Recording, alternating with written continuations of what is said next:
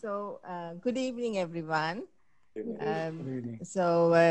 Welcome to the June month street photography group meeting. We have today a presentation by Sam titled Street and Beyond Street. And I know that a lot of the street photography group members and others have been waiting for this session. Some of them have gone home early to be part of this presentation, Sam. So I know everyone knows who Sam is. Sam had been one of our past presidents and been very active in with the society. And also he takes lovely photos. And I know that we all are waiting to see his photographs. And without wasting more time, I think I should hand over to Sam to make his presentation. Over to you, Sam. Thank you, Shamini. Can we get the screen share? Yes. Option.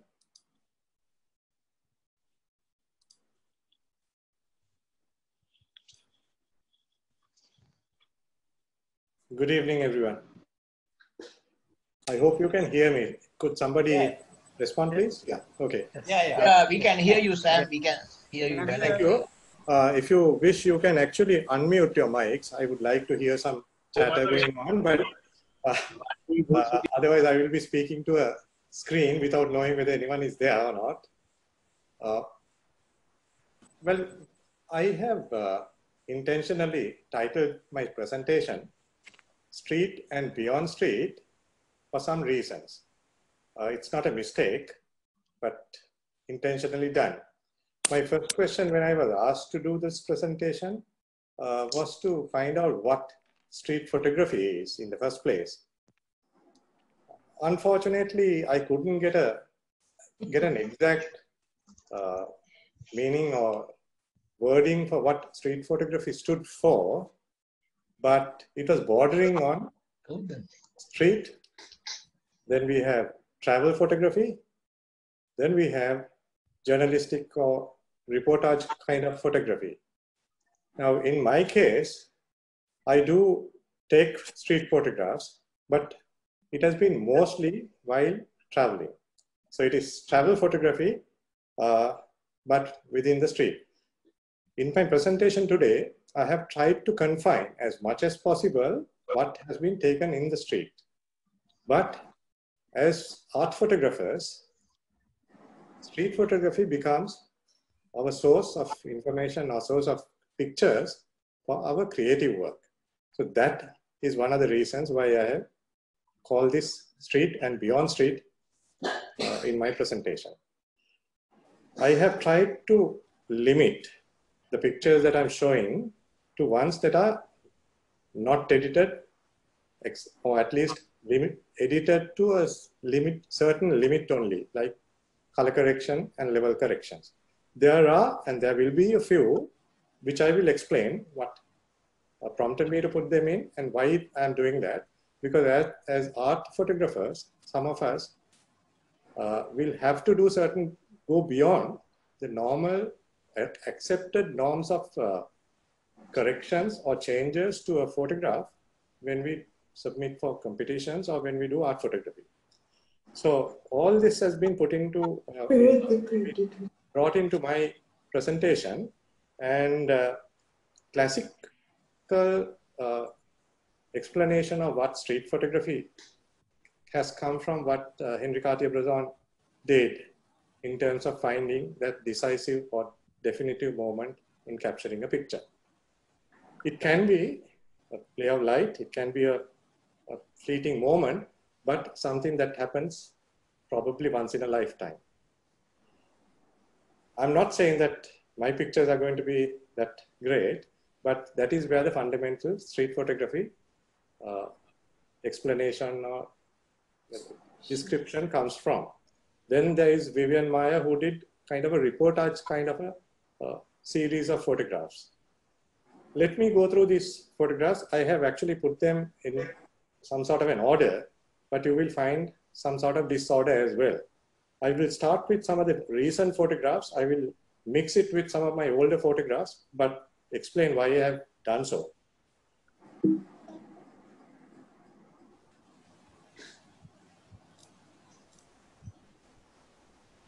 This was taken in Vietnam about a year ago. We were walking down the street early morning and I saw this girl who had just opened the shop, wiping the window. How many was walking in front of me? I grabbed a shot, and then she also realized, the girl realized that I was actually taking a picture, and she turned away. I could only take one picture, and that was the perfect moment because the lighting was perfect. Eyes were actually looking through the glass towards me. So I actually loved this photograph because that captured the moment and the lighting was perfect. A few meters away, I came across this. A minute this way or a minute that way, I wouldn't have got that light perfectly on the man. So it's actually the red fan that he was using to fan the fire and his expression. This is a typical scene that you get in Vietnam, but the lighting actually made the picture for me. You would find right through Vietnam all sort of street vendors, food vendors along the street. But because of it being such a busy country, a busy city, especially Hanoi and Ho Chi Minh City, you cannot get good shots, isolated shots of people. This one, incidentally, was taken while we were traveling in the bus, taken through the glass. The interesting fact here is that the people who were there are drinking beer and water seated at a Vietnam specialty coffee shop. Lighting was perfect. The background actually was so dark that the people stood out from in the picture. I have actually later used this picture along with another picture that I have captured in Vietnam, which appeared in one of the, or at least accepted in one of the international competitions. This again was actually taken while traveling in the bus from a high angle, but I had done in both these, I've done some perspective correction to get the verticals right. And interesting thing in Vietnam is these very low stools that they use in small shops and kiosks. They have. There is this gentleman, I believe he is the shopkeeper. While waiting for his customers, he was having a cup of tea and having a chat with somebody. The color combination, the setting, the lighting, all that actually took my eye and I grabbed that shot. Once again, a typical street scene. You find all these type of vendors carrying all sorts of food items, and people from the street and from the shops and the offices would come out, buy their stuff and go back. Now, in this particular shot, I actually like the expression of the person who is seated behind. He's watching intently while this, whatever the soup or whatever that was being served was put into the cup and the transaction being conducted. He was intently watching this transaction. And the triangular shape of the headgear that the lady is wearing, the vendor is wearing, the triangular shape of the people also added to the story here. Once again, these are typical street shots, but what I'm trying to show is that people take time, sit down in these low stools, spend few minutes, few hours sometimes, having a chat and having a cozy drink there. While traveling in the bus, this old gentleman seated in the middle of in a busy street and a busy sidewalk was very interesting because he is bare-bodied while everyone else seems to be going about their business. This gentleman was actually thinking, I don't know what he was thinking about, and he was intently looking towards the bus.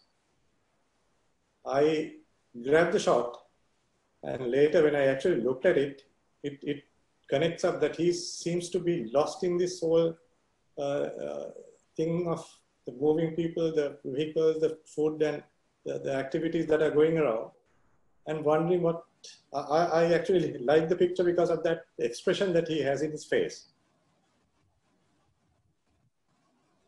Most of the Vietnamese are very industrious, and getting a picture of a person like this is very difficult because of the very busy streets. But this was taken early in the morning. I actually put this to show how much weight they carry on a bicycle. There's no room for her to sit.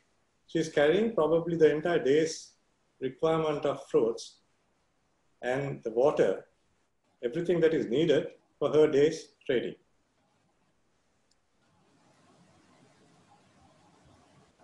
A typical scene that you would see in, this was in Hanoi, in the evenings. It's an organized racket, I would say, because they rip you to take you through side streets and give you a sightseeing tour in the evenings.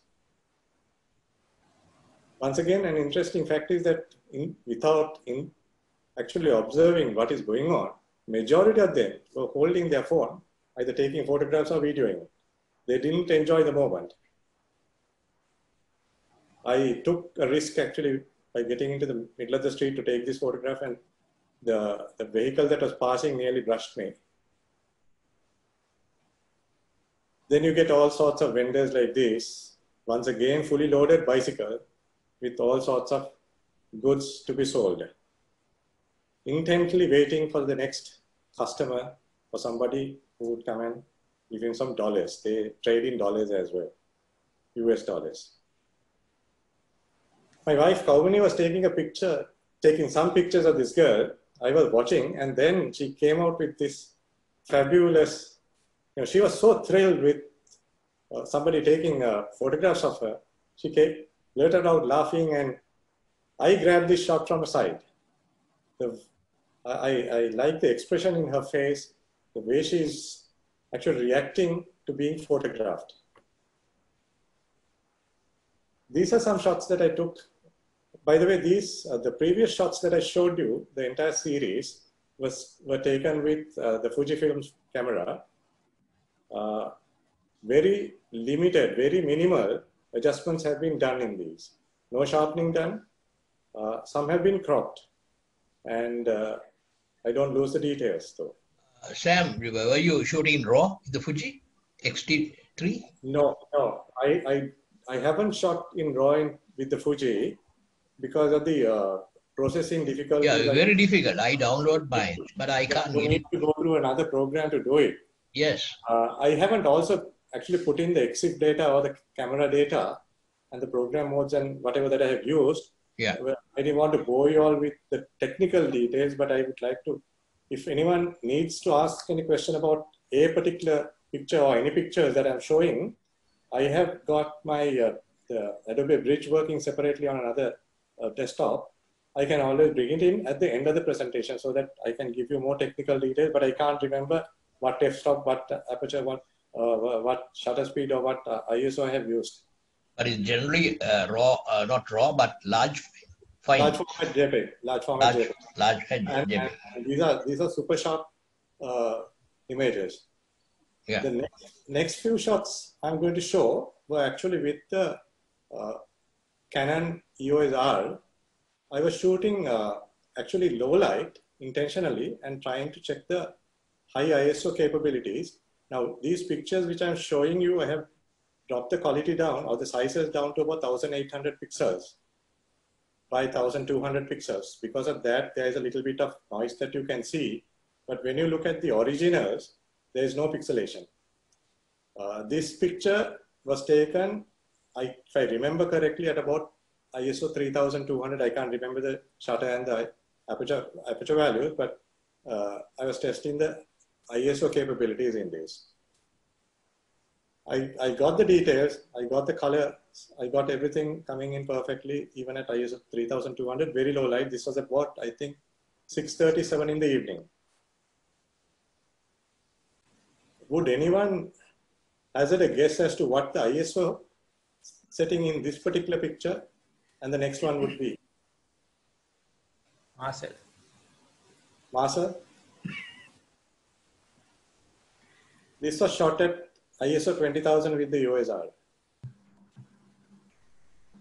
Marcel, waiting for comments. I didn't have to do any noise corrections when I look at it on the computer, even in the large screen. Even the next one, there is information both in the shadows and also in the highlights. This again was shot at ISO 20,000. Both were taken handheld. All three were taken handheld. I didn't use a tripod in these shots. This was earlier in the day, same day that I took the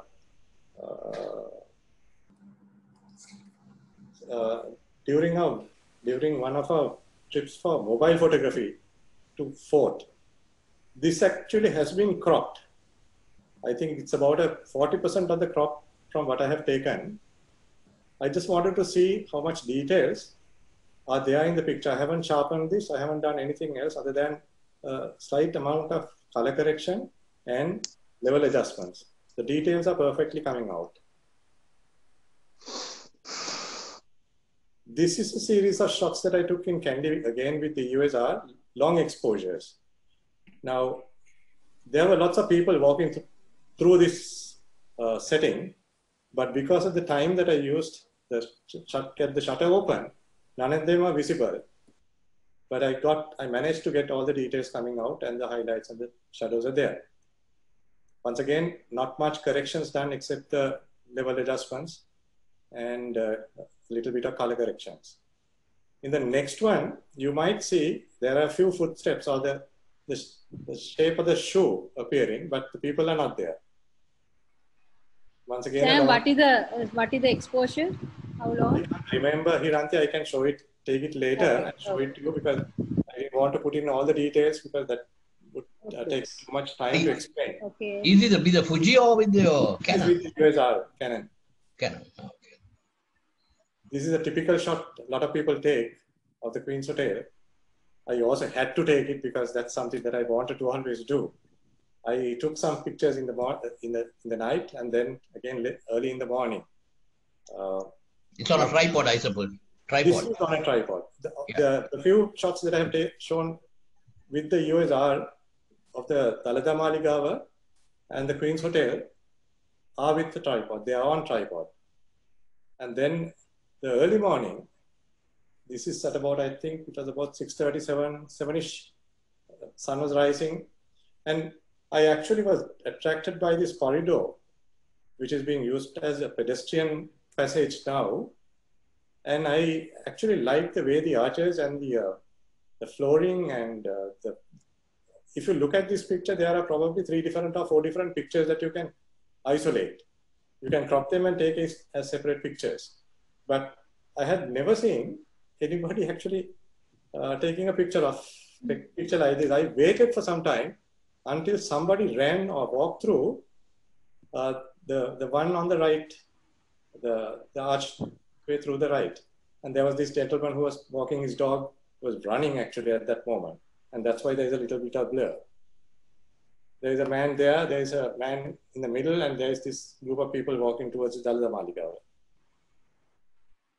Then I saw this gentleman running towards me, and his hair, which has been dyed some very interesting color, was glistening in the light. And I waited till he came close to me so that I could actually get the details of that hair. And he observed, he saw me, he stopped and spoke to us for a few minutes. Again, this was early morning.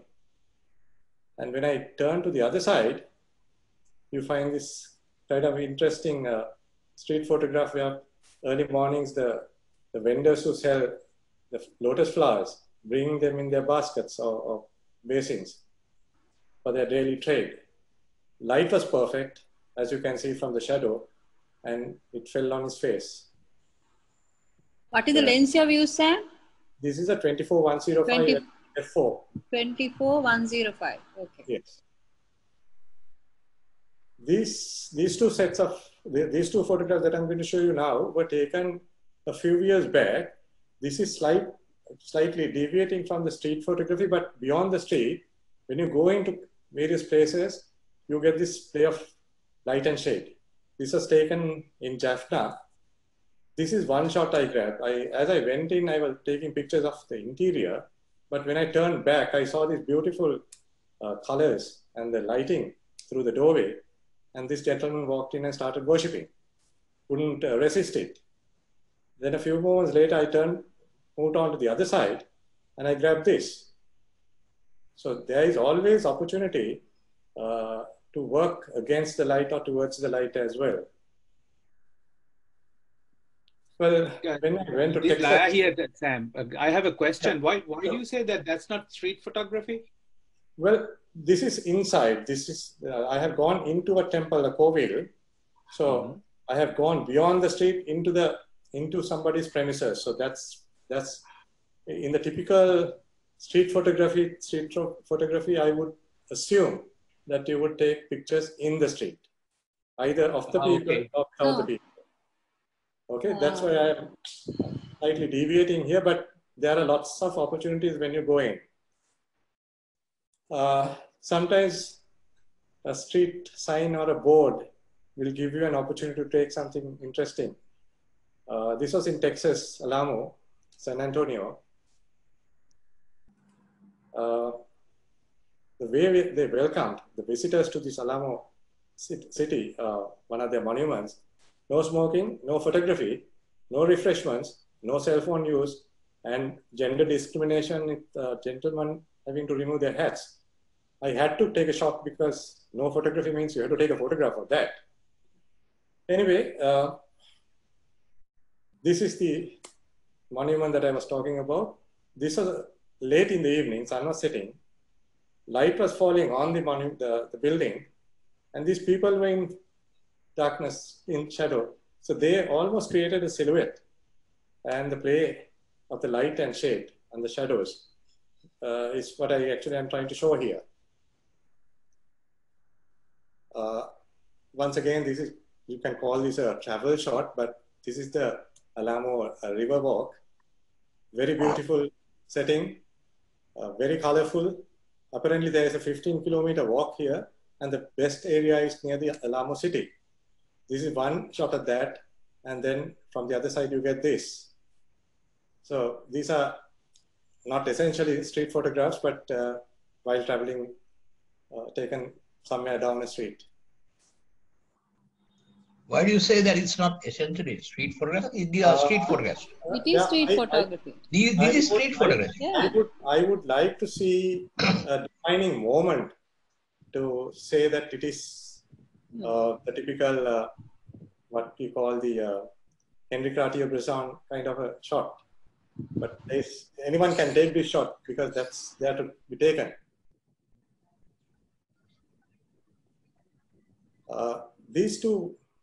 This couple were actually seated on the bench and munching something. There were pigeons and birds coming close to them. They were quite happy to share, and the birds were happy to share their space as well. The colors and the framing because of the green foliage that was there, and they are standing out because of the lighting of the road, actually created a picture for me. These next few shots, something that interesting happened to me. I went to I wanted to go to the hemisphere. There's a tower called the Tower of United States or something. I wanted to go up, but unfortunately that particular day it was closed. And when I looked around, it was a nice setting where wedding couples were coming in to take photographs. And I saw this lady in her wedding gown, raised it up and walking towards me. Had to take a shot. And the lighting was also perfect because it was side lighting and this was at about 4:30 in the evening there. Then the next moment she started to pose for the photographer and the husband came. Husband is being assisted by somebody who came along with them.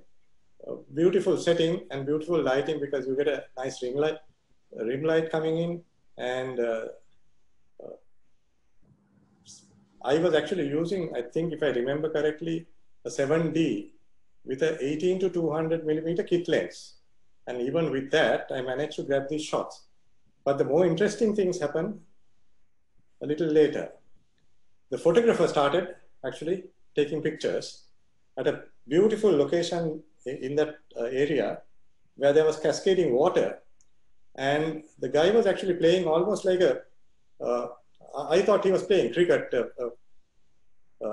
forward defensive shot, and then he realized that the ball was coming too high and kind of lifted the camera rather than taking a photograph on the left. Then he went down on one knee. I just couldn't understand whether he was praying that the shot comes out correctly, or whether he was actually asking the couple to smile, or whether he was actually proposing to the lady. I have never seen this kind of a pose by the photographer. Never seen it anywhere. So interesting two pictures. Probably some of our members can copy these stances and maybe can come out some interesting pictures. Sam, one question. Were these matrixed metering or spot metering? I cannot remember, Laya, because okay. I do all sorts of things. I cannot remember exactly what happened where, but I can go into the Adobe Bridge and later tell you what modes that I have used. Probably auto. Okay. This is what you see. You get a 360-degree view when you go up to the tower. It's a 750-foot tower where you get this 360-degree view.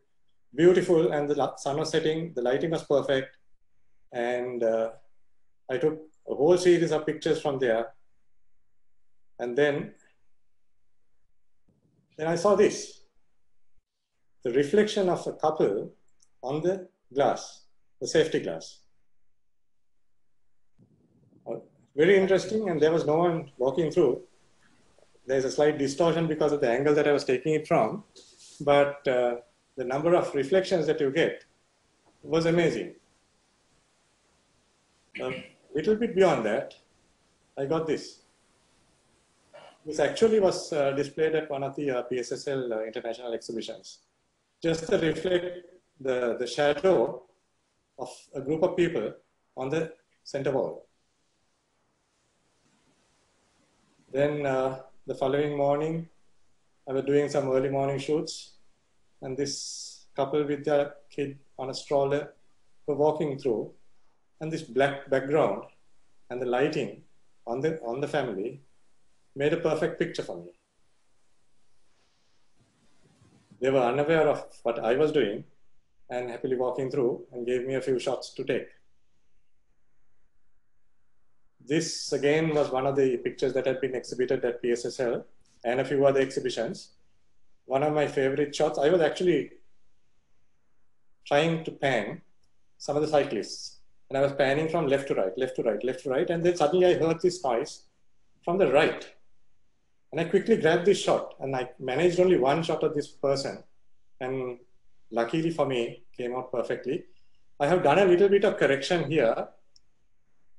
I couldn't avoid it, but there's on the left, where my pointer is, there was a bright orange patch, which I have covered later. So this has been edited, so I'm telling you because that has been done. Otherwise, if I didn't, no one would know that it had been done. Other than that, nothing else has been corrected. In Thailand, I was actually fascinated by the colors of flowers that were available at one of the markets. I couldn't believe that you actually get all these shades of colors in flowers. I don't believe that they have been sprayed on, because that level of intricate paint spraying, I'm not sure whether it is possible. I may be wrong. Somebody who is more into flowers would be able to enlighten us, but the colors were fantastic, and I grabbed a series of shots of these flowers in the market. In Thailand, especially in Chiang Mai, this is a typical street scene. you get in the early mornings, you get priests walking by and people offering alms on the street. And they would quite happily do so while other people are either shopping, eating, or doing whatever their daily chores. This particular location where this brick wall is actually gave me a lot of opportunities for very interesting photographs. Beautiful place. And this is one of my favorite shots that I took of a monk. He was very shy. He was avoiding my, I was trying to take him for a long time. He was walking towards me. I was using a 100 to 400 millimeter lens and he completely avoided looking at me. Then at one point, he had to cross the road and he looked back. And that is the only one shot that I managed to get him with his eyes open and looking towards me. And with the background, which was blurry because of the lens that I used, the priest came out perfectly well. Another shot of this same priest, which I had taken earlier, where he was looking down, I have used in one of my creative photographs. I am not showing it today, but I've used it for a different purpose somewhere else. Then the street vendors, when there's no work, this gentleman was reading the paper, oblivious of what was going on around him, and without his knowing that I was taking a picture, I went close by and took a picture. The baskets, the colors, the patterns, all that actually grabbed the attention, and the man actually was there to add to the story. Similarly, this gentleman didn't know what was going on. He had actually put some batteries to charge and he was recharging himself, dozing away, didn't know what was going on. I went very, very close and took this shot. Batteries are there, being charged, he is being recharged. Once again, Chiang Mai, early morning shot. I actually took this in color, managed only 2 shots. This one, she didn't know that I was taking a shot. I actually wanted to take while she was putting the rice into that polythene bag with the steam coming out. But the moment she realized that I was taking photographs, her face changed and her expression completely changed. And though I have another shot, it didn't come out that well. When in color, it didn't come out that, this picture didn't come out that well. But the moment I converted it to black and white, it pops. And this was accepted at the one before the last PSSL exhibition. And it was actually, for some reason, it was also in the backdrop banner.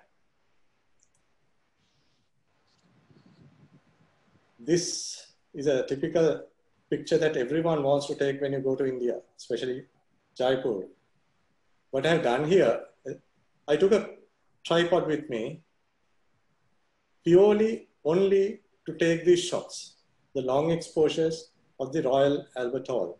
The night scene, the colors are absolutely wonderful. What I'm doing here is actually I have superimposed 4 pictures that I had taken on the tripod of the different color combinations that you get and getting them to play.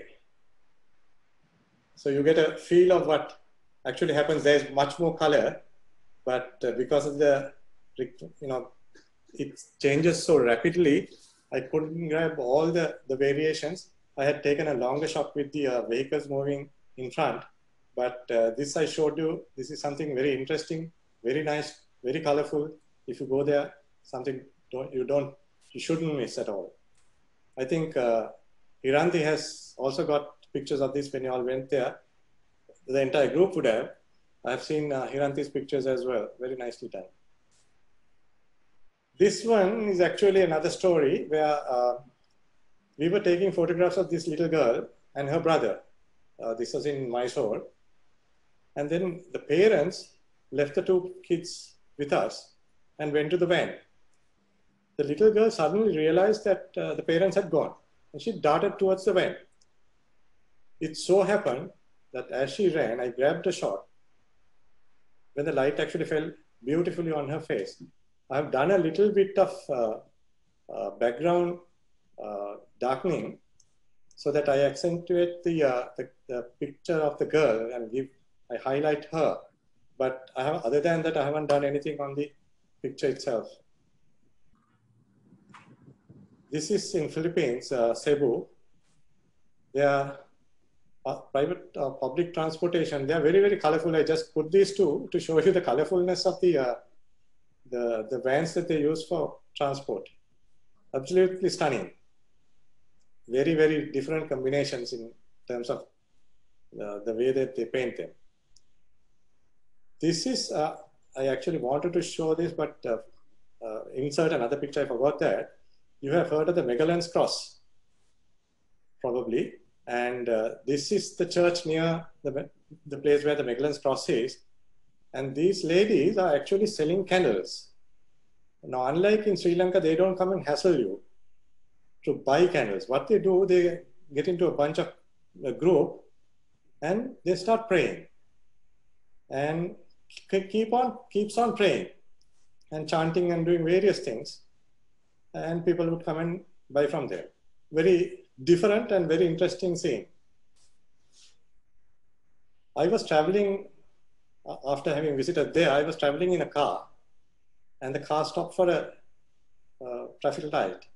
And these kids were actually playing on another side street which was slightly elevated. So they were virtually at my eye level and they were starting to play some game. I grabbed 2 shots. I think one of them came in one of the international competitions. These are the 2 shots. The expression, they were in a world of their own.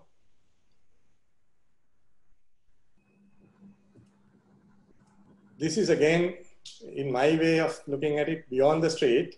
I went into one of the malls and I saw these children learning to dance. This picture is not actually photoshopped. This I have actually zoomed in after having focused on the boy who is in focus in the center. And you get the zooming effect. There's no Photoshop. There's a little bit of color enhancement. Other than that, there's nothing that has been done on this. So when you do street or beyond the street photography, sometimes you can be a bit inventive or you can do something creative to go beyond the normal traditional way of taking a picture. This is a set of pictures that I have taken in Singapore. This was the year of the dragon and the streets were beautifully decorated. And wherever you went, you get these red dragons with the yellow, whatever. But it was so huge, I couldn't take one picture without anything else actually obstructing the picture of the dragon. Huge, very long decorations, beautiful. Every year during the Chinese New Year, they have different series of pictures and decorations that are coming out. Same visit, I saw this temple, took this from afar. I have enhanced the colors a little bit, and also because I'm using a different computer, the colors enhancements actually are popping out a little more than I expected. And once I got closer, I got this shot, but these 2 shots I have shown for the first time because for a simple reason, they had said no photography allowed, and I was intruding into their privacy. So this I'm showing because it's a closed group, but the colorfulness and the pictures that you can take in Singapore, the red. No, I'm not referring to the red light district, which Ramesh might remember, and Suresh. This is the picture that I took before the picture that has been inserted into the flyer that Ravi sent out. I actually spent about a good 45 minutes seated on the steps in the hotel, which was the back entrance of the hotel, which I was staying at, which was opposite this fire brigade. I was hoping, with all these 4 red doors closed, I was hoping that something or somebody in red would come out or pass through.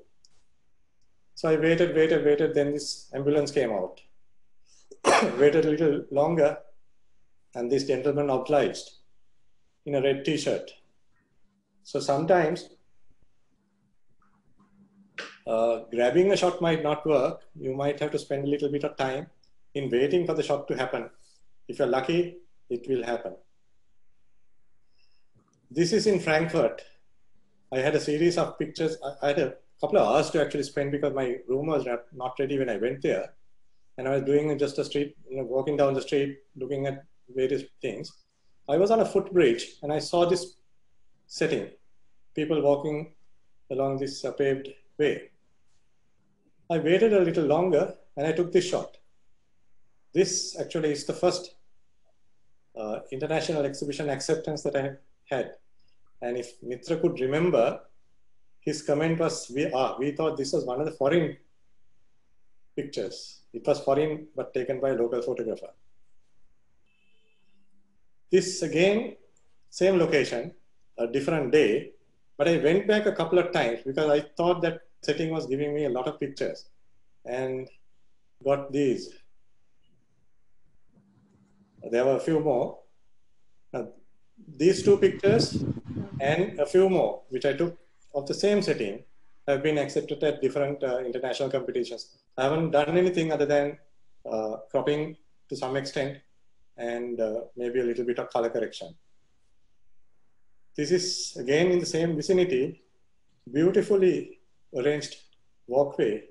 They had chopped off all the branches and the arched branches gave a nice picture. If I'm presenting this at an art photography forum, I would actually take one of the people out so that there's only one person in the picture, but this being street photography, this is what I took. This one is actually taken at the Vihara Mahadevi Park. We took a few pictures of this person. He was seated, the homeless person. He had a dog with him and he had a very interesting expression in his face. I took a few pictures, but the pictures are not popping.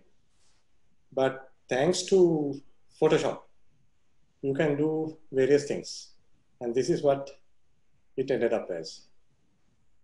So I was a purist in terms of editing. I always thought I'm taking good photographs. I'm not going to do any editing. I don't need to do any editing. My pictures are good. But the more I learn, the more I see pictures, I always see that there is something better that can be done with it. It may be a simple picture and maybe doing some corrections to enhance it or using some other technique to give a completely different interpretation to the picture. Well, this one, I'm coming to almost my end of my pictures. This is one of the best pictures I have taken. I don't know how many of you would agree with it. This gave me a lot of thinking and learning and experience. One of the things that I learned is that you will never get the correct lighting that you want. The second thing is that you will probably not get the expression that you want. The third is you will mess up your camera settings. And the first reaction that we would have, oh, delete it, trash it. What's the use of this? But if you know how to use it, if you can make use of the pictures, you can end up with something like this. So my advice is don't overdo it, but beware if you're going to trash your pictures. There may be a hidden gem somewhere there. I have used Photoshop, I have used Nik, I have done a little bit of color grading and color adjustments, but this to this is what you can get. So don't be disheartened. You might not get the perfect shot in that particular day, but you might end up being able to give it a different meaning or a different look. That brings me to the end of my presentation, and anyone who had questions about the pictures and the settings and all that, I can answer those. And also I would like to have encourage a dialogue within the street photography group about what street photography should be, and beyond street photography, what we should be doing, and how we can take the pictures that we take in the street or beyond the street to another level. This is a dialogue and a learning experience and a helping experience that we can help each other with in terms of our creativity. Because we as photographers, we are creating something, we see something, but we might not get the exact result in the camera. But if you can get it in camera, wonderful. If not, there's a tool to do it. Thank you. Thank you, Sam. That was absolutely fantastic. Thank you. Thank you very much. Sam, can I ask you a question? Of course, yes. So what time was that you took that photograph in Queen's Hotel in Kandy? So what time was it? The night, Queen's Hotel was taken at about, I think, 9-ish, 8:39. Yeah, because I actually tried the same shot at about 7 o'clock and got bird droppings all over me. We were actually ready for that. We were ready for that with an umbrella. Right. So I just completely forgot about that bit. Okay. Well, the photograph of the corridor, I really like that, because I've walked through that so many times and thought about taking the photographs there, but there are so many people there. It just didn't work out. So early morning that you got a beautiful shot. Actually, I did something intentionally. We normally would stay with relations when we go to Kandy, but that particular time, because of this particular set of shots that I wanted to take, we stayed at Queen's. Yeah, excellent idea. That was my problem also. I was very far off from Kandy, and I had to actually drive up there. Never happens.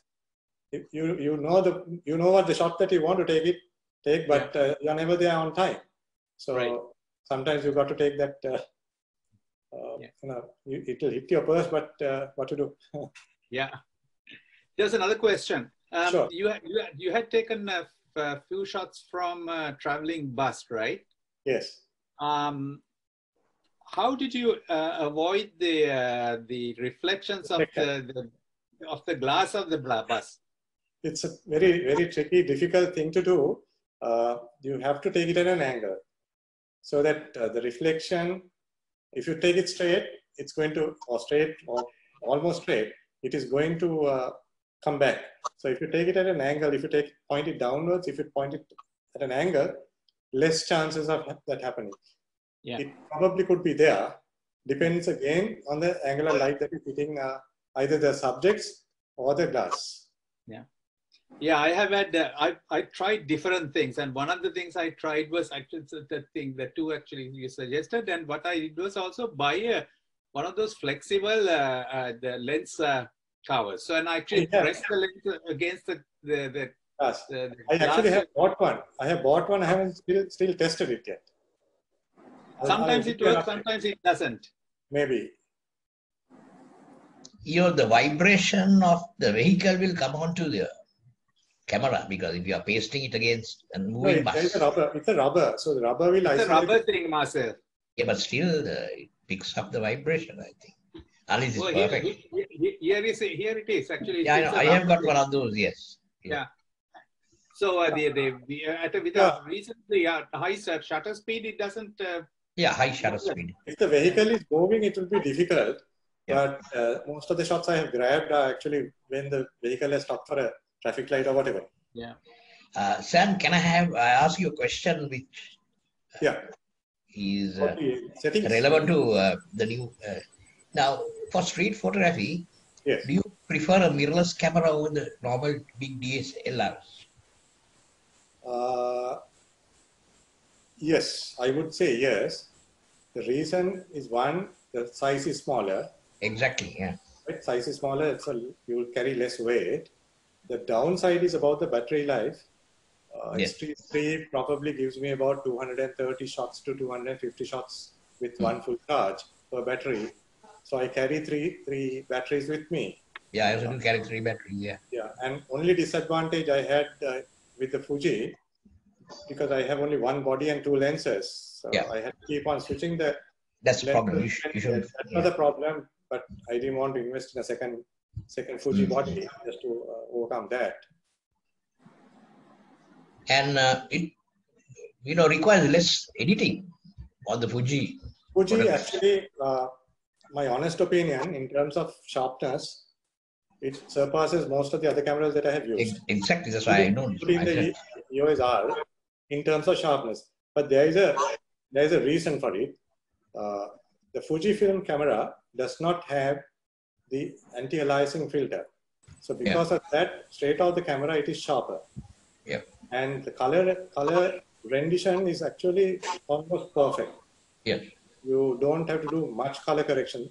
Now, the pictures that I showed you with Fujifilm, there's no sharpening done. I don't think I have even touched on the colors.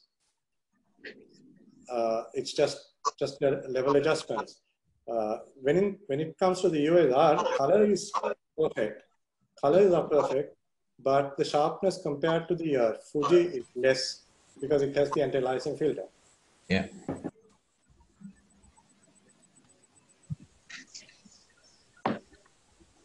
Hi, Sam. I'm George. Hi, George. Hi. I have a little question for you. Sure. Sam, I saw that picture where you said you took it on ISO 20,000. Yes. Now, if I did that, I will get a massive bright background and with a hell of a lot of noise. Okay. Can you just tell me the technique you used to do it? How you did it? Like? All right. I'm trying to open my file to see what my settings were, because I can't remember exactly.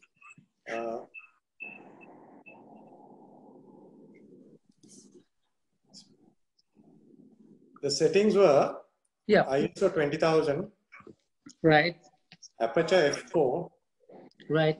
Shutter speed 500th of a second. This is manual mode. And what is the lens? This is with the EOS R, the RF 24 to 105 f4. That's an L lens, no? That's an L series lens. Right, Sam. So you just took it on those settings and it came out that way, is it? Yes, absolutely.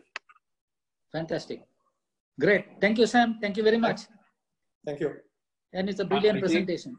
Thank you very much. I take it that you are using noise reduction, Sam, right? On the camera noise reduction? In camera, are no. you using noise reduction? I normally keep it at standard. I don't put it to high. Okay. Because that leads to certain other issues. Such as? If you go for sometimes certain cameras, they might try to take 3 pictures and average it without you knowing it. That is for JPEGs, right? JPEG, yes. I hardly shoot raw. Some pictures, when I want to actually do some additional editing or when I want to do some checking on the camera, I might actually use raw. But majority of the time it is JPEG.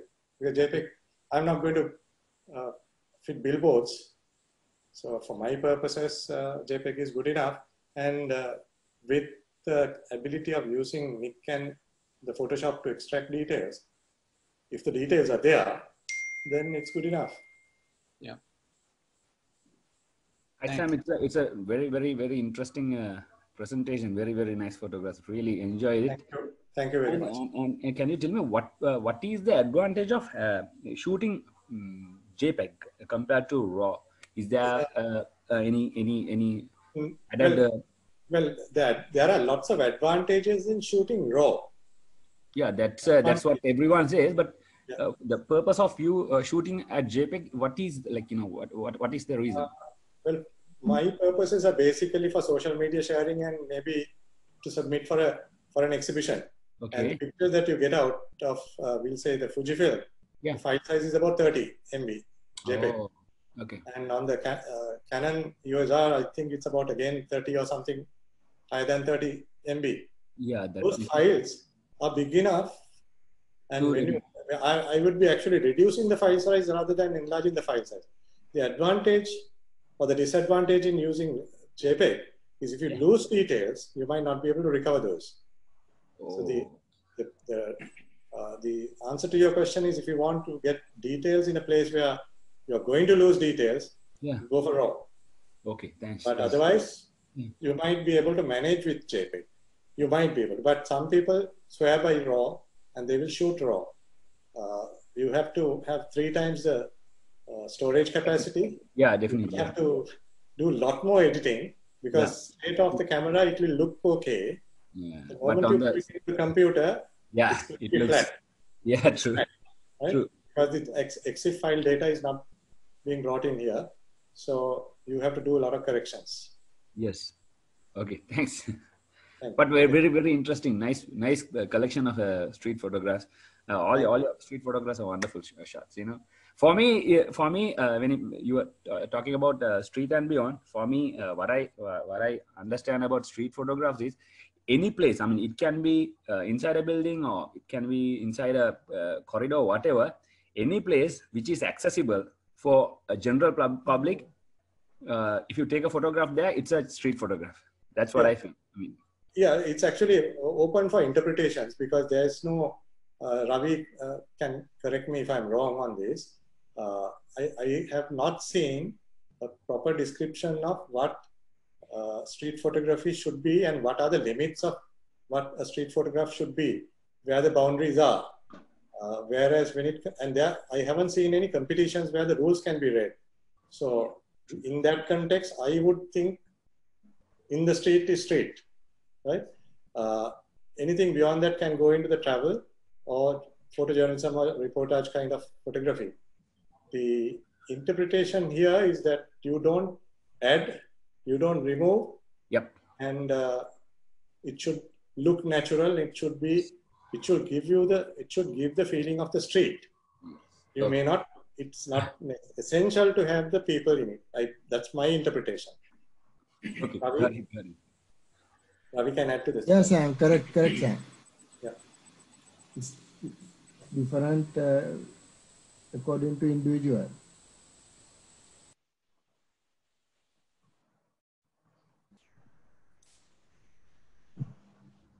Any other questions? I think you all can unmute your mics and ask any question. I'm here. Yeah, Sam, this is Yoga. Yes, Yoga. With regard to a Vietnam photography exhibition, I wanted to know how good or how practical experience you faced in Vietnam you take the street photography. My question is whether they are effective, whether they are objective. Well, wherever I took pictures, they were not objecting to it most of the time, unless I'm grabbing a shot like what the one that I showed, the 2 pictures that I showed at the beginning, right at the beginning, because if I talk to them, I can't get that exact picture. But what I normally would do is go and have a chat with them. First, I take a picture, go and show it to them and say, can I take a picture? I will speak in English, they will say in whatever language they speak, whichever the country. Even in Sri Lanka, I would go and show a picture, have a chat to the people, and then you kind of get friendly and they give you the consent. But the moment you start talking to them, what you're going to capture is a setup picture. Now, in street photography, setting up a picture, in my mind, is not what you should be doing. You should be taking it as it happens. A decisive moment, something that you cannot recreate. The moment you speak to somebody, you are recreating something or creating something. Right, Ravi? Thank you, sir. Yeah, thank you. Yes, Sam. Yeah, the moment you ask somebody to pose, then you can. Street travel both you can't set up. Yeah, it can come in art photography. There's no problem with that. But if street and travel, it has to be without the person knowing about it. You can talk to them later, show them the picture, but not before. You can't take candid picture that moment after that interaction. Yes. So either Ravi or Sam can comment on this. So what's the difference between candid photography and street photography? Is there a difference? Candid can be anywhere. Candid can be anywhere. Candid. So the one that you took inside the Covil also could be candid. It is candid. They are candid, but I would, in my personal opinion, it doesn't fall into the street photography. Photography. But Sam, now supermarket also, inside supermarket also we can take street photograph. That's also accepted. Is it? Okay. Yeah, this is my confusion actually. That's also accepted because we had a discussion earlier also. I think. I think in one of that day we had this discussion earlier because inside supermarket also you can take that can be a street photograph. Yeah, but you have to show some culture. Yeah, there's no proper classification for the street photography. So that's the other confusion. Travel photography, we know there is a classification, there is a description, there is a set of rules. This is the norm. But the moment it comes to street, open for interpretation. Yeah. Ravi, better to have. Yeah, sorry. Yes. Yeah. No, you go finish. You finish. No, better to take candid and that decisive moments. Yeah. So yeah. Yeah, Iranti. Ravi, that those pictures inside the Covil also can be taken as street, can't they? Yeah, but those more into travel photography. Yeah, there is travel. Okay, correct. It goes into travel. So all street can't go into travel, no. But some travel can come into street, no. Yeah. So that those Covil pictures, yes, is travel, but it can be also taken as street, isn't it? Or no? There has to be a decisive moment in that. Street part of travel. When you travel only, you go across streets. Yeah, the Covil is definitely part of travel, but what I'm asking Ravi is that can it be also taken as street? No, yes. There is no yes, no answer. I don't think there can be any yes or no. We can't answer that yes or no, but that it depends on the movement, right? On what you captured also. Yeah. Ravi, the if it is a competition, Hiranti, competition, there will be rules to say that this is what can be contained in a submitted. But I haven't seen any set of rules or any competition where only street photographs are allowed.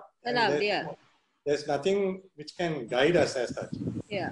Hiranti, you asked me a question about the exposure on that Dalada Maligaon. Dalada Maligaon. Okay, I'm looking at those pictures. How long? First one I took is f22. Yeah, correct. 25 seconds. 25 seconds, okay. And ISO 100. Yeah, on a tripod. The second one I showed you. Yeah. F13. F13. F13, ISO 100 and 4 seconds. 4 seconds only. 4 seconds. And the long exposure of the Swiss Hotel is F22. Sorry, Queen's Hotel. Queen's Hotel, F22. Shutter speed is 10 seconds. ISO is 200. Okay, so shutter speed 10 seconds. Okay. Yeah, say between 10 and 25. Yeah, okay. It's sometimes interesting to know what the settings are, but it will change from moment to moment. You cannot actually replicate it.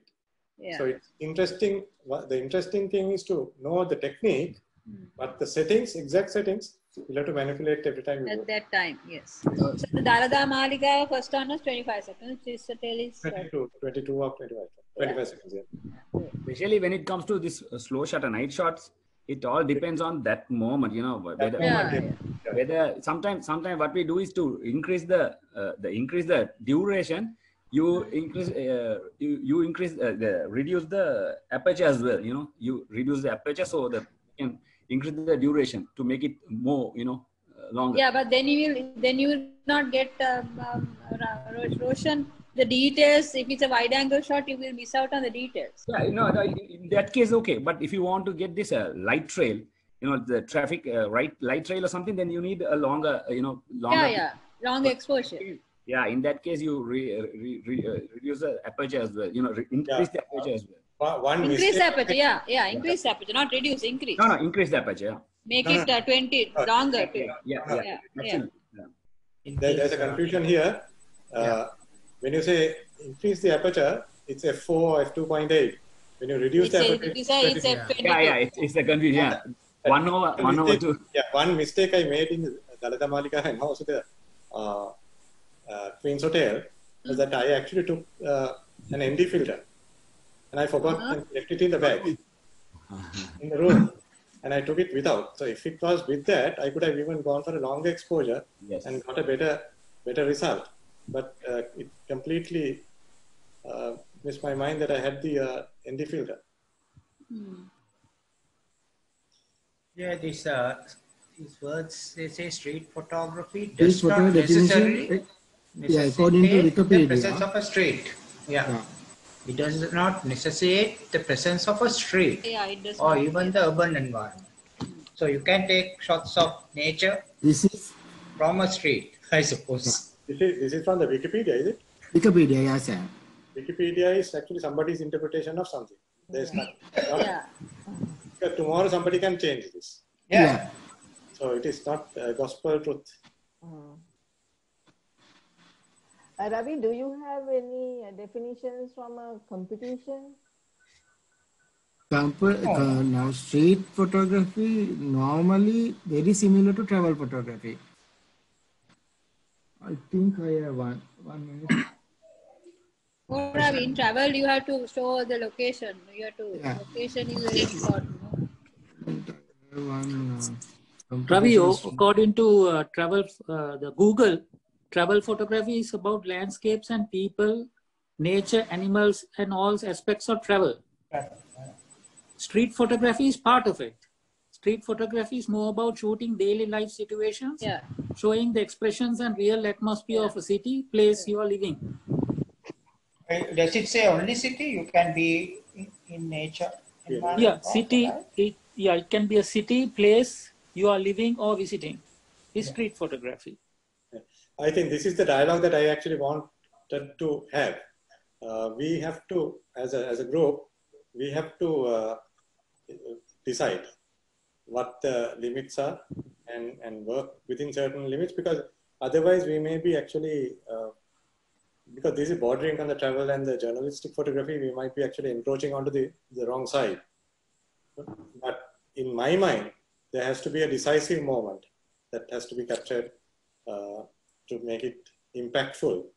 Otherwise, it's just a snapshot. Street doesn't mean like in urban. It can be on a village street. It can be somewhere else, you know. It can be a normal, not a paved road even. Isn't it? Say a tank barn or whatever, that's also a street, right? You look at it. Difficult to draw the line. That's an issue with the street photography, because there's no proper classification or description. I looked up the PSA and I looked up the FIAP. I couldn't find it. Maybe it is there, but I couldn't find anything. I looked up some of the international competition recently. I had one. I'm searching there. Okay.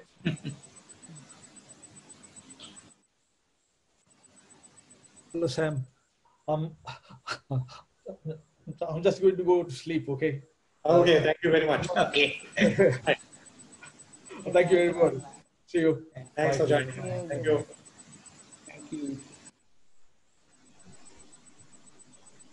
Any other, while Ravi is checking for the definition, let's check with the others whether they have any comments, questions. Sam, now you used the 5D Mark IV quite a lot. Then I know recently you have become a fan of the mirrorless.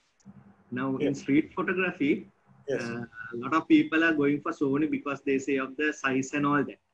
Now, as a person who is doing street photography, what do you think? Is that the size matter when you are doing street photography, intimidation of subject and so forth? Or okay, there are two ways of looking at it. Before talking about that, the brand doesn't matter, right? And I also don't think the model does matter that much, because some of the pictures that I showed you would have been taken with some of my pretty old cameras. I sometimes take, Ravi would remember some of our street photo walks. I used to bring one of the 10-year-old cameras because I wanted to challenge myself, not using the latest technology. So technology is something that is interesting, but it's not the only thing. Coming to the mirrorless cameras, or any camera, intimidation because we are using longer lenses is something that we actually, if we can avoid, is better avoided. There's an advantage in the mirrorless because the lenses are smaller, the cameras are smaller. But so far, the camera has become smaller, but in relation, the lenses have not become that much smaller. The lenses still look, about 3/4 of the same size of the size of a normal DSLR lens. So camera may be small, but your lens is ultimately what is going to, yeah. But Sam, you can use a smaller lens, and because the pixelage is very high, you can crop the photograph. I'm sorry? You can use a smaller lens. Yeah. And then you can crop that photograph where you want it. So because it's highly, with a lot of lot of pixels, so you can get a good photograph if you crop it small. Yeah, there is a disadvantage in using the wider lenses because of the distortion that happens. If the subject is too close to you, or the angles are not right, your perspective distortions and your barrel distortion, you'll have to, it will get exaggerated when you start cropping it. So there's a lot of corrections that might have to happen. But yes, traveling with a 80 to 55 or a 35 millimeter or 23 millimeter is much easier than carrying a huge camera, but you can take a wider shot, crop it later. Yep. Sam, on the same subject, what is the lens you use mostly for your street? The 24-1? There is nothing. Actually, I have been using several lenses, Piranti. My original street or travel photography lens was a standard kit lens, an 18-200 f3.5 to 5.6 kit lens. Okay. Right? That gave me the advantage of carrying only one lens with the wide of 18 and a 200 millimeter telephoto. Sharpness and other details, yes, there are problems, but I still managed to capture, which I think are pretty decent pictures with that. Then subsequently, I have gone on to something like 2470 f2.8. 2470, okay. 2470 f2.8, 17 to 40 f4. 17 to 40 f4, okay. And that is without image stabilization or vibration correction. Then I have gone into in the Fuji, there is a 70 to 200 equivalent because it's a 1.5 crop, a lens which is 50 millimeters to 140 millimeters. Okay. That's a very, very sharp f2.8 lens with image stabilization, not too bulky, and that's a perfect lens for the Fuji. 50 to 140. It's roughly a 75 to 200 something. 1.5 multiplication. So you can take it from the distance. Yes. Of a distant photograph. But you can't manage with one camera there. Yeah, you got to take two. That's a disadvantage. Or you have to keep on changing lenses, which happen to. No, that is okay. So generally, do you take two? Most of the time. When you travel, you take two and use depending on the situation. Most of the time, I take two, and then I would always have the advantage that how many of Praveen would be carrying another camera up. So I will be grabbing one of them. But when we don't have the same brand, it's a challenge. Challenge, yes.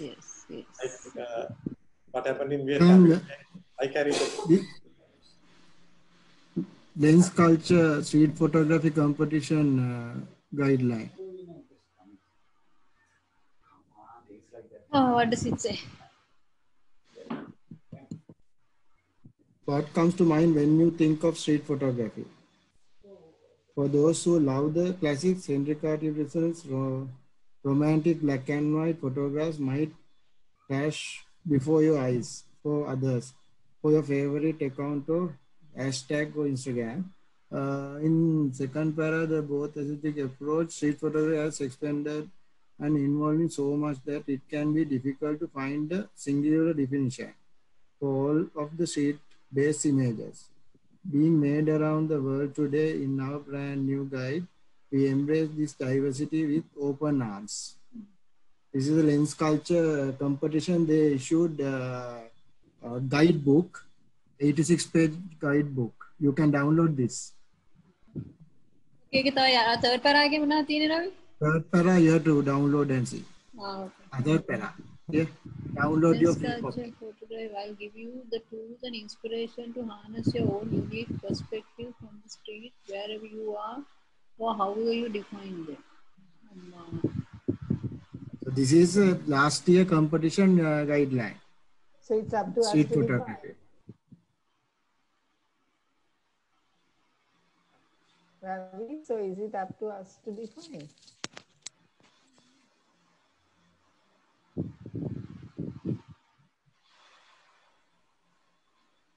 I have the copy. Yeah, probably nobody there, probably did something more than what was required, I guess. So they would have cut marks because of that.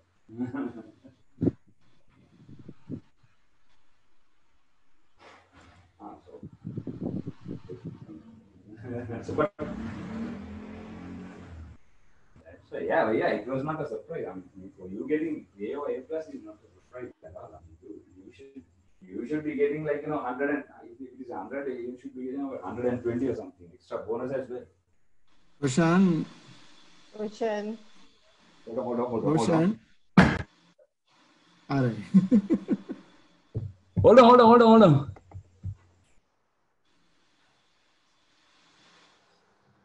That is beyond the street.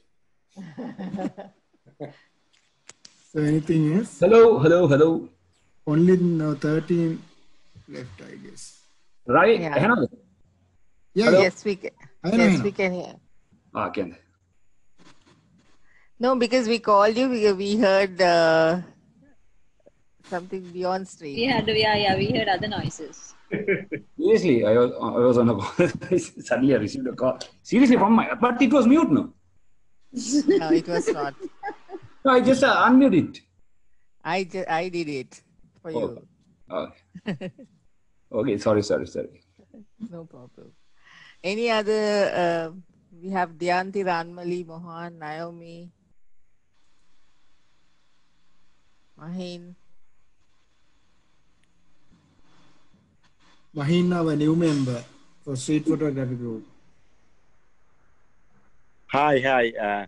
I enjoyed it very much. So I've always admired and I've known Ravi for a while, so I've admired his photos. So just getting into the group, and I too like travel photography, so I haven't specifically gone on to street photography as such. So, but now I think now that I hear all of you, I can see that some of my photography is actually street photography also. So though it's travel, it's it blends into both. Hiranti? Yes, Sam. Part of the answer to your earlier question about the lens that I used, I had even carried 100 to 400 on a couple of occasions. On the street?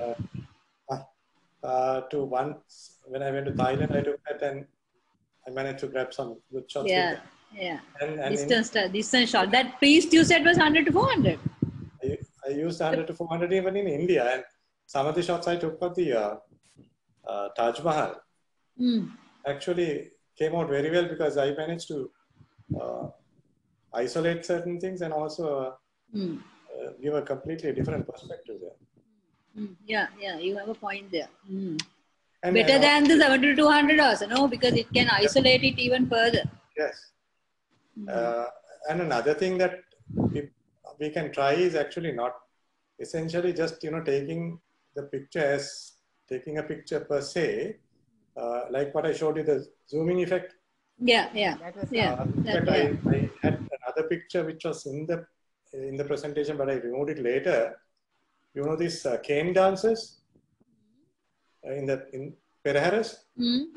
They go around in a circle very fast. I can remember your photograph. Yes. Now, the typical picture is is wave dance, right? Wave dance. Wave dance. Right? Typical picture is you freeze them in action. But I took one where actually there's the motion. person in the center was there, and I captured the motion. I had it in the presentation, but since it's too so long, you took a slow shutter on that, like a 120 or a 130. I can't remember what it was, but yes, by doing Maybe that, 130 or something. Yeah. So different techniques can be used because ultimately it may not appear in a street photography competition. It will be most likely end up in a art photography competition. Open category? Open categories. And also for your own collection, no? It's not, everything is not about... not competition. It's to have your own collection of photographs, you know. Yeah, and also learning the techniques. Yeah. Now that one, Sam, you obviously zoomed out. So you focused on the one in the middle and zoomed out, is it? Yeah. But then when you zoom... I think, I can't remember whether it is zooming in or zoom out. Yeah. Zoom in, okay. Yeah. So, okay. So you had your focus point on that person in the middle? In the center, yes. And then panning, we generally pan in one direction. We learn the technique in one direction, and when you have to grab a shot in the opposite direction, it is very difficult. Because you are not trained for that. Like the one that I took in US. Cyclist. That's a lovely shot. I'm still learning panning. That's a lovely shot. Just a comment, Sam, that I think all your photographs are fantastic and superb. Nice. Yeah. Oh, thank you very much. And one of the things that I'm learning as I go is that you have to practice these things, like your zooming techniques. I know the theory, but you try doing that, it's very difficult. For the last couple of days, I've been trying to take a photograph of a flower and a bee. I tell you, it's damn difficult. You have to have a lot of patience. Not just the patience, but you have to try different things. But finally, after we discussed, what I thought was, I use a 300 millimeter macro, and then actually what I did was basically use the flash. Hey presto, I started getting good photographs. Yeah. Freeze the action, yeah. But I don't think the bee liked the flash so much. It's not coming back to me. Would have been, must be a blind bee now. Huh? Yeah. But the point I think is you have to kind of practice these things as you go. And the other comment I think about the street photography, when you're actually out there, whether it is travel, street or whatever, when you have the camera, you freeze the moment and think about how you're going to use it. Because that's the only way you're going to get good photographs. I generally don't go out with a preconceived notion or an idea, I'm going to capture this, except for the candy shots. Because there I knew what I'm going to take. But generally, whatever comes my way, I'm happy to take it. Yeah. But I guess the notion is somewhat different when you, for example, if you go out on the street with Ravi, for example, 4 or 5, then I think the photographs has to be street photographs oriented for that purpose, right? Once again, the 5 people will take 5 different sets of pictures because no one sees the same thing. Yeah. Right? We have seen that happening, Ravi. Same location, same people. Especially photo walk. Yes. Yeah. And also different excursions this group has done, and when we critique the photographs, when you look at the photographs, like everyone had captured completely different moments. So when you go on a photo walk, do you have a preconceived idea that these is going to be street photographs or photo walk is different, Laya. There is a competition that is conducted annually by the society. It's for a group of, I think, 4 or 5. Minimum 3, maximum 6. Maximum 6. It has to be a group, and that group has to be consistent right throughout the competition period. 6 months. For 6 months. 6 months. Okay. 6 months, and the challenge is done on the last Sunday of the month. Early morning at 6:30, Ravi will come and give them an envelope. Inside that, you will get the theme for that particular day. You are free to go anywhere you wish, but come back with pictures by 11 o'clock. Okay. And submission before 12 o'clock. Understand.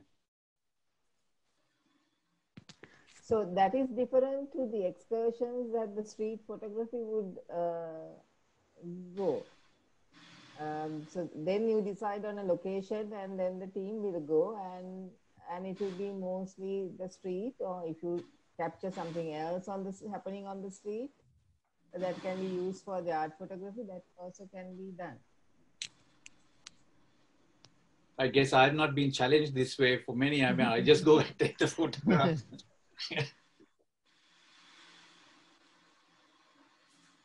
But Canada has beautiful landscapes, Laya. Absolutely, absolutely. Yeah, I mean, one of these days, yeah, I would share one of these days, especially in the western, in the Rockies. Superb. One of my bucket lists. Yeah, beautiful landscapes. Whistler Mountain is all beautiful. Yeah, Whistler Mountain, or even on this side. I've been to from Whistler Mountain, yeah. Calgary to Jasper. It's just outstanding, and you see so much the wildlife. And some of your natural reserves are also very beautiful, no? Especially in the autumn when the leaves are on the orangey. Color changing, yeah. That is mostly, it's very good here in Quebec where I live. Up on the north, it is fantastic, and it only lasts for about 2 weeks. Okay. And I did one of my books, just autumn leaves. That's it. Colors are fantastic. Fantastic. So what is the 2 weeks? It's in obviously it's very it's round about the end of September, early October. It changes depending on the weather to some extent, but it's around that. Sometimes it is only 4 days. It's there and gone. Yeah, that's the problem. Because all it requires is the wind, the large wind, and that all the leaves are blown out. Laya? Yeah? You can organize a photo tour in... Yeah, exactly. Yeah. Why don't you do that for the Photographic Society? Yes, yes. Sure. Huh? You expect me to pay for all of the tickets as well? No. We will pay for the tickets you organize. We'll pay for the We'll pay for the tickets you organize. Accommodation, food and transport would be enough. Yeah, we'll do the air ticket. Yeah, I got two rules here. Addresses would be fine. Actually, on a serious note, that is something we can do. Sure. No, Canada is such a large country, and so many varieties. Fantastic. And on the east coast, Nova Scotia, it's just outstandingly beautiful. I don't know if you have seen. You can Google and see Cabot Trail. It's a CABOT trail. Cabot is one of the Europeans who came here first to discover in Canada. It's just outstandingly beautiful. Shravani, can you conduct the Zoom meetings? I mean, irrespective of the time limit, you can go on. Is it? We have or is there? Currently we are on a paid version. Okay. On the free version, it's only for 40 minutes. 40 minutes. No, not any longer. They allow you to go on. Oh. Really? If there are a lot of people, for example, I have chatted with just one other person, you can go on for about an hour or so, no problem. But if there are more people, then they automatically stop you at 40. I had a meeting for about 5 people, 5 or 6, went on for about almost 2 hours.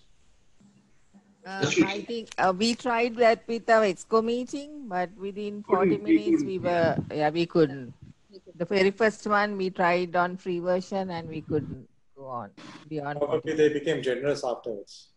Maybe.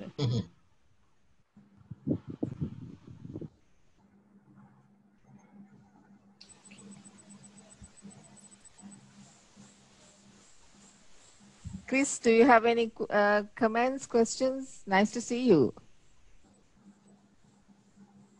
Your mic is on mute. Unmute your mic, Chris. Chris, your mic is muted. Unmute your. Okay. Got it? I don't know. Where is yeah, I did that. You can talk now. Yeah, Sam is beautiful, your photographs, and I learned a lot from you as well. Thank you very much. The art of taking it, I must really get back to my normal business. Not to follow the lens, huh? No. Oh my God, I remember that. Oh God. That was near death. It's all right. Oh my God. Sam, only both of us using these Fuji cameras for street photography and travel photography. Only both of us, I think. I think so. I don't know if anyone is using. No, others are using Sony and Canon. No? Nikon, I'm not. Nikon is also there. Nikon mirrorless, I don't know anyone is using. Ramesh is using. Okay. Ramesh uses the Nikon. Nikon. Mahinda Nikon. Mirrorless आप पाँच करना? No. We are talking about mirrorless camera. Yeah, Ramesh uses the Nikon mirrorless. Ramesh. Ramya uses the mirrorless, I think, Nikon. That's 6 or 7? 6, I think. I don't know. The biggest advantage in mirrorless camera is light. You can carry it about without a problem. And especially for street photography, it's not so obvious when you point at someone. People don't get scared. Unlike the big DSLR with your lens hood. Looks like a bloody Canon. That's why you should be carrying a Canon, not a Nikon.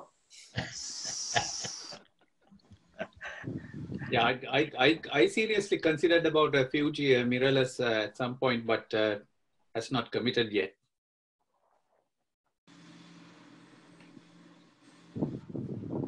But Ravi will swear by, and Hiranti by the Sony mirrorless. Hiranti, how is your Sony mirrorless camera? You like it? Yes. I did Iceland with that. No, I love it. Yes. You did some Iceland photographs. Of course, Marcel, we didn't see the Nikon shots. You had to compare the Nikon also. What do you mean you didn't see my Nikon shots? No. Yeah. You didn't see my Nikon shots. Which one? No, you said no. You didn't see. No. I must say I have some super wildlife shots with Nikon. What I want to say was, now you have such beautiful shots of Iceland. Imagine if Nikon took that. But Hiranti, one thing I must tell you, I don't know, according to my experience, I prefer the DSLR with the long lens for wildlife photography. DSLR meaning the not the mirrorless, no, not the mirrorless, the normal DSLR. Yes, big one, yeah, for wildlife photography. But I'll tell you some experience, Marcel. I used to use the Nikon Nikon D4. No. After that, I had the D4S.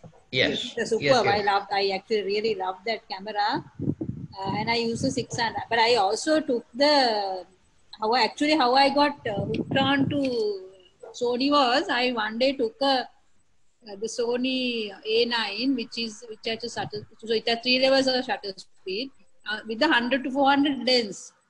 It focused on an animal inside a branch. I was very taken up by that.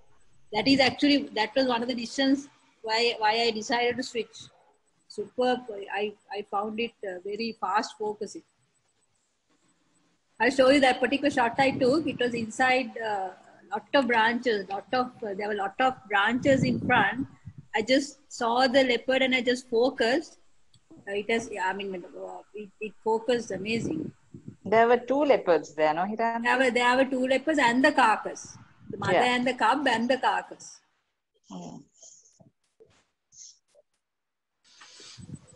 The other advantage, Marcel, for wildlife is also the mirrorless. Whether it is Nikon or Sony or whatever, it's light. It's light is easy to manage. Exactly. Now that's one of the reasons that a lot of people go for mirrorless. Yeah. Even Dr. Lalit Ekanayake is now using mirrorless. So he's using mirrorless, yes. For his wildlife photography. Yeah. When you have to move around in the vehicle and all, it's easy to manage because it's lighter in weight. Yeah. The only thing, you can't keep on changing lenses in the No way. Because they're so dusty. No way. And also mirrorless, you have to be very careful. No way. You got to not change lenses in the You can't change the lenses. Yes, you just have one lens. Yeah. Or have two cameras. Any other questions? I think we can stop now, right? We can stop now. Shamini? Thanks for the invitation. Thank you, Sam. Superb collection, Sam. Lovely collection. Thanks, Sam. Thank you very much. Thank you, Sam. Thank you, Sam. Thank you, Sam. Thank you. Thank you, Shanti. Thank you, Sam. Thank you. Cowboys, take care. Thank you, Kaumini. Yes.